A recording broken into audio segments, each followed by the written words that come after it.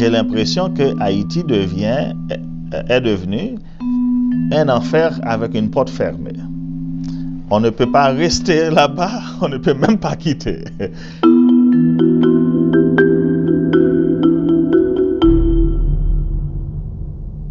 Aresnel Mesidor n'est pas un réfugié. Quand il est arrivé au Canada, ici, en 2004, c'était par choix.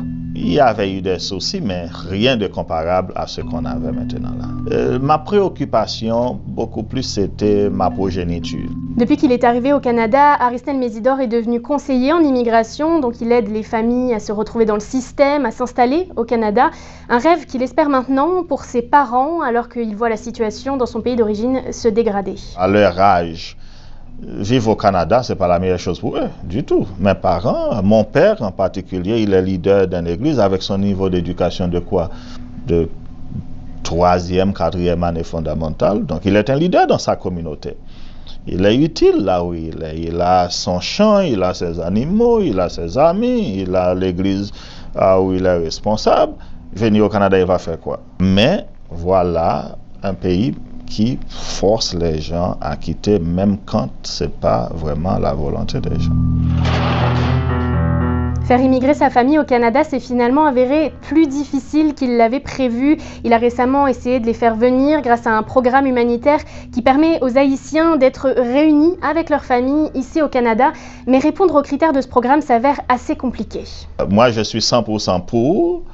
Donc, la soumission de ces genres de documents qui prouvent que les gens n'ont pas de dossier criminel. Mais le Canada sait très bien ce qui se passe sur le terrain. En fait, c'est la raison d'être du programme. C'est le fait que les gens ont la vie difficile à cause du fonctionnement de ces gangs-là qui sont centrés à Port-au-Prince. Et toujours est-il que dans le cadre du processus de ce programme qui vise à aider les gens à prendre un souffle de ces gangs-là, on les oblige à aller vers ces gangs pour acquérir certains documents. Ça, je ne comprends pas.